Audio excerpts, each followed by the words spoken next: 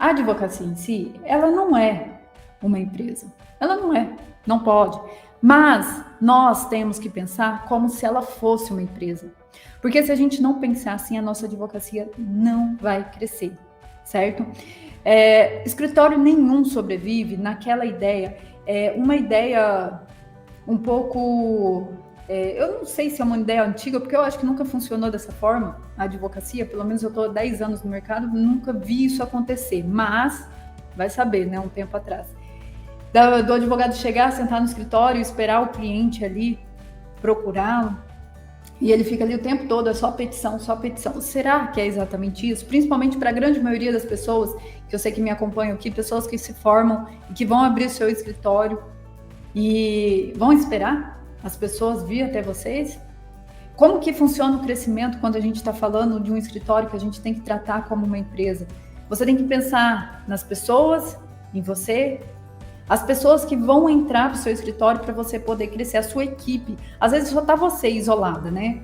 Só você faz a parte financeira, Lana, eu faço a parte de organização, pessoal, eu sou tudo.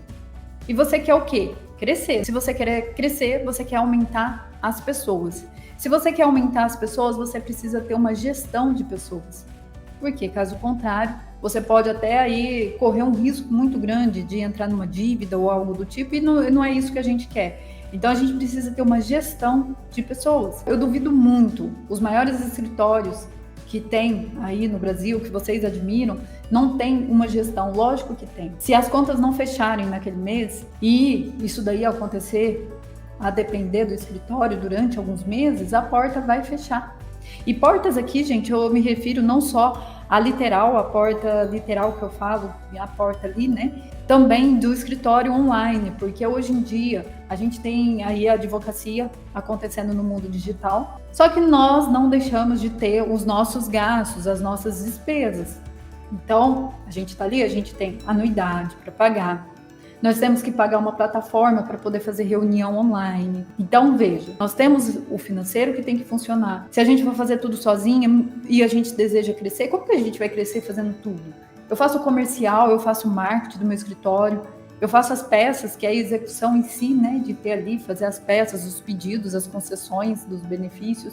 A gente não dá conta. Se a gente cresce, consequentemente, a gente tem que pensar, sim, como uma empresa desde o início. É o que eu falo, o escritório menor possível que você imaginar ao maior, você precisa tratar sempre, sempre, sempre como uma empresa, como se fosse uma empresa. E esse é um erro muito grande, as pessoas acreditarem que a advocacia não tem essa ligação. É porque muitas vezes na faculdade a gente não aprende isso, até porque não dá tempo. É muita coisa e o que a gente já aprende lá é insuficiente porque não dá, né? Teria que ficar lá uns 20, 30 anos para aprender e ainda assim não seria possível. Então, a faculdade ela nos ensina o direito, ela nos ensina a lei, mas ela não nos ensina a advogar. E não fala isso pra gente. Olha, quando você sair daqui e abrir o seu escritório lá, você precisa saber administrar esse escritório, porque não são todas as pessoas que saem da faculdade e vão prestar um concurso, ou então entram no escritório já estruturado. Às vezes entram no escritório como CLT. Muitas pessoas saem da faculdade e já vão abrir o seu escritório. Seja ele em casa, inicialmente, atendendo em casa. Às vezes a pessoa não tem ali, né, a condição de abrir o escritório físico, tem as despesas. Mas ainda assim, se você está dentro da sua casa, ali você faz o atendimento, você tem que pensar no seu escritório como uma empresa e, de fato, aplicar todos os tipos de gestão. Vocês podem até me perguntar assim, Lana, então o segredo é entrar dinheiro. Tá entrando dinheiro, resolve? Eu vou falar para vocês que nem sempre vai resolver. Porque se entrar 100 mil reais no seu escritório esse mês e você gastar 101 mil, você não vai fechar as contas. E às vezes é o que eu vejo muito, que é comum, essa mistura, né, do pessoal, do físico com o escritório, porque às vezes a pessoa não tem ali um CNPJ já no escritório. E mistura as contas, mistura a conta da pessoa física com a pessoa, os valores de honorários que entram ali todos, e vai gastando, vai comprando uma coisa que é uma necessidade sua, da pessoa física, e não do jurídico, do escritório. Tem que fazer essa separação, a gente precisa fazer isso, porque senão não tem crescimento. Se você não separar o que é do escritório de fato, o que é seu como recebimento de um salário, eu recebo salário no meu escritório. Sim.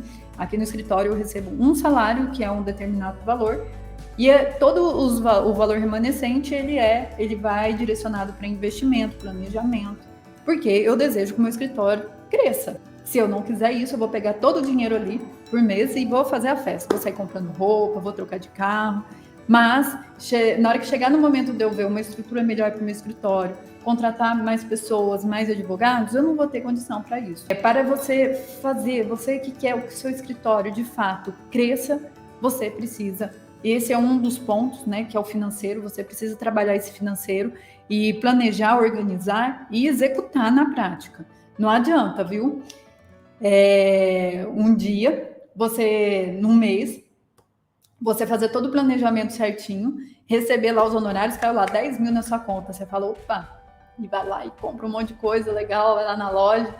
Não pode mesmo. Você tem que tratar que como aquele dinheiro de fato não é seu, ele é do escritório e você recebe um salário. É assim que eu faço aqui no escritório e tem funcionado super bem. E eu falo isso se entrar R$100 no seu escritório por mês e se entrar R$100.000. Tem que ter essa divisão, certo? Eu só consigo comprar aqui qualquer coisa que seja um teclado se eu tenho ali uma reserva para isso.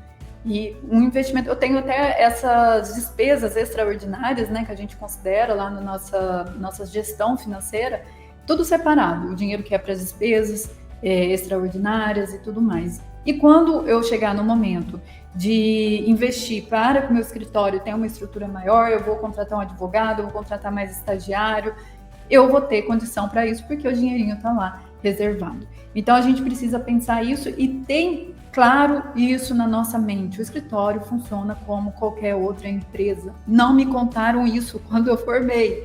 Eu sempre gostei muito de gestão, estudei já bastante a parte de gestão, principalmente eu sou pós-graduada em gestão, para quem não sabe aqui. Então, eu sempre tive uma paixão por isso, fiz a pós. Então, de certa forma, eu fui me adequando a tudo isso daqui.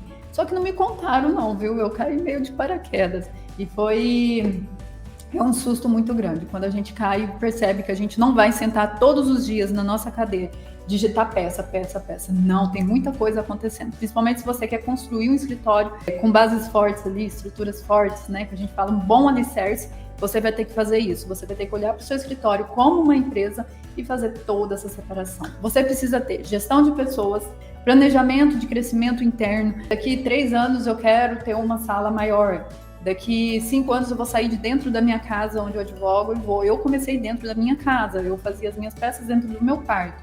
Então eu fazia tudo ali. E teve um tempo, eu fui me administrando, tudo que entrava, tudo certinho, e eu consegui abrir o meu escritório físico. Eu tenho um planejamento, eu tenho reserva de emergência para manter o meu escritório. Se um mês não entrar o dinheiro suficiente, ninguém vai ficar aqui sem receber, as pessoas que trabalham aqui. Mas eu tive que fazer esse planejamento.